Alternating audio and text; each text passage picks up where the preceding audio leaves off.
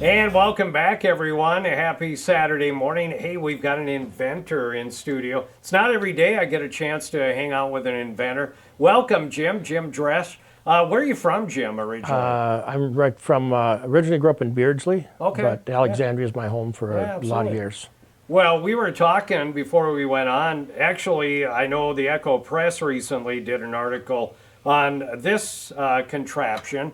If you wouldn't mind, maybe you could demonstrate a little bit here. So, where did you come up with the idea of this, and what's the name of this product? Well, the idea of the thing is, I call it Grandpa Jimmy's Ice Hole Trap. Yeah, I love the And name. a buddy of mine and myself were out fishing back in 2016, 6 years ago, almost 7 years, whatever, long time.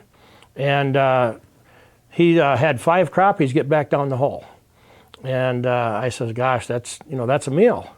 And if you're sitting there fishing, you're enjoying yourself, you found a spot where the crappies are biting, the walleyes, whatever. You put your house out, you dug the holes, you banked it, you're sitting in your chair relaxing, and the fish comes up the hole, and all of a sudden it gets off the hook. Well, you need to jump down on the floor, stick your arm in the hole, and Right, yeah. it's a iffy if you get them or not. So I looked down the hole and I thought, wouldn't life be so much pleasant if you could just, once you get them, you did all the work and spent all the money and took all the time, that once you got them in the hole, they're yours. And I went and got some scrap metal and pounded it together out in the garage, and this is what I came up with. And it's basically, I've got made out of galvanized steel, and there's a hinge on the bottom and a hinge on the top, and you step on the foot pedal and it shuts the hole, How about that? and you'll never lose a fish again. Yeah, no, that's a great idea. And we just mount it on a board, and you can set it out on the ice or you can set it on the floor of your fish house. So you do have a patent for this, of course, and you have it both the U.S. and in Canada, too. So I said, okay, the first thing I did, and I've had a lot of people over the last year actually ask me, how do you get a patent? Where do I start? I got a great idea.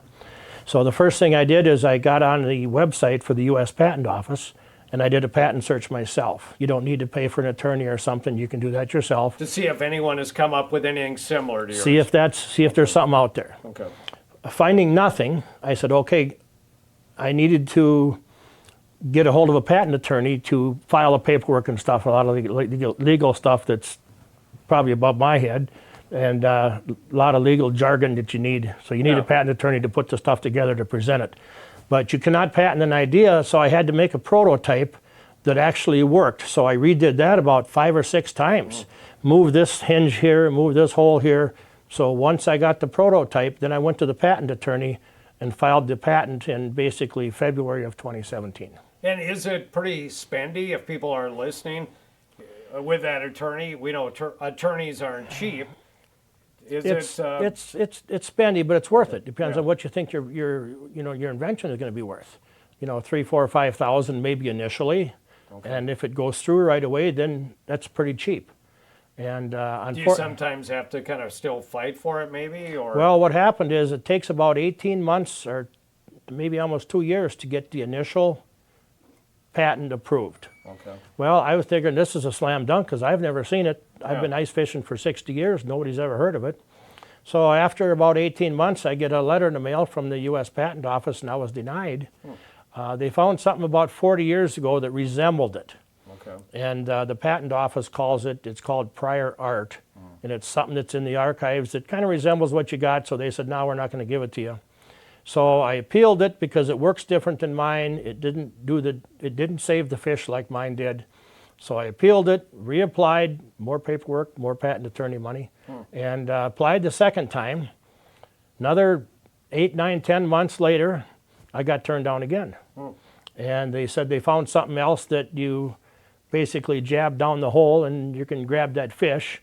And so I went back to my papers and explained Argued that your case. you're going to knock more fish off the hook with this thing than you'd ever save. And reapplied the second time. The third time, it kind of got silly. They sent me another denial for the third time. And they denied me because they found something in the patent archives that has an extension on it. And mine has an extension so you can go deeper if the ice is thicker and thinner, whatever. They found an extension on an auger carrier for the front of a four-wheeler. So that's getting kind of silly. I explained, I've got an extension on my apple picker. Yeah, no comparison to me. So we actually, and I think the patent examiner, to be fair, was trying to be fair and honest and maybe just didn't know very much about ice fishing. Maybe not from the upper Midwest. So, Can't even imagine. and the patent office is in Virginia, I think is right across the river from Washington, D.C. So my patent attorney, and he's a really good one, he has actually flown there and brought some of the projects and set them right on his table. Wow. And said, here's what it is, So we got a 3 or 4 way call done with some of the supervisors. And finally in October of 21, they said, okay, we're going to give it to you. So I got the US patent in October of 21. And at the same time I had initially applied for the US patent, I jointly applied for the Canadian patent. Okay. And they passed it in December of 21. So 4 months short of 5 years. And I know you've got the patents got right there. They look really neat. This And- is, yeah, I don't know if we can, this is the US patent, Yeah, and this is the Canadian patent. right. So, and the, No. and the patent will run 20 years from the date that you file it. Okay. So, And so have you taken these to market now at all, or are you doing it independently, or have you been able to get them in any, independently so far, like I say, in October, November, December of 2021, when we finally got the patents issued, I went to my manufacturer that does because mine are made out of heavy-duty U.S. galvanized steel. Nothing from China or nothing. yeah, there you go. And well, with the COVID and stuff getting over and the supply shortage, after I got the patents, I went to the production company and says, okay, I need some parts made. Yeah, And well, we can't get it done. This one shut their doors. I went to 10 different manufacturers, and it took me 6 months to find a manufacturer to manufacture the steel wow. that I need to make the parts. So we just launched last fall, November, December. We're a lot of the northern counties, Red Lake, Lake of the Woods, Baudette, International Falls, northern Wisconsin. So local bait shop, Christofferson's. Oh, I was carries going to them. ask you if Christofferson's, hey, maybe next Cabela's, something like that. Well, everything's on the table right now. I'm working in the garage, and I've got everything from here to the Arctic Circle in both oceans.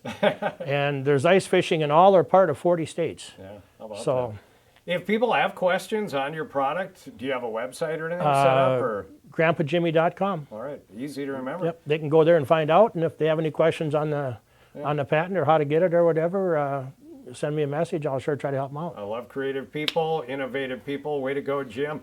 Jim Dresch there, inventor of, again? Grandpa Jimmy's Ice Hole Trap. All right. I love the name, too. Stay with us. We'll have more of the show next.